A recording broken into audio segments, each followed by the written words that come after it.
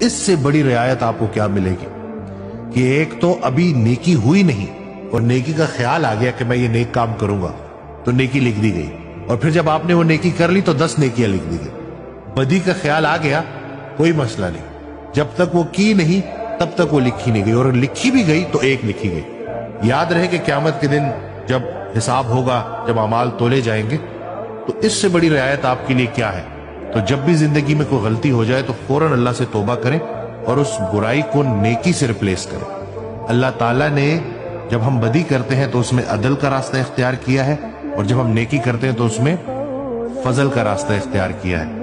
حضرت واصف علی واصف رحمۃ اللہ کا بڑا پیارا جملہ ہے، وہ اسی لیے کہا کرتے تھے کہ نہ علم کا دعویٰ کرتے ہیں، نہ عمل کا دعویٰ کرتے ہیں، تیرے فضل کا دعویٰ کرتے ہیں۔ جب اللہ کا فضل ہو جائے نا، اللہ کی رحمت ہو جائے، تو پھر کچھ بھی امپاسبل نہیں ہے۔ شیطان ہمیں اصل میں ڈراتا رہتا ہے، ورغلاتا رہتا ہے اور خوف زدہ کرتا رہتا ہے۔ تو جس کا یقین کامل اللہ سے جڑ گیا اور اس کا بالکل وہ جو توکل ہے وہ یقین کے ساتھ ہو گیا، تو پھر اس کے لیے کوئی ڈر خوف نہیں ہے۔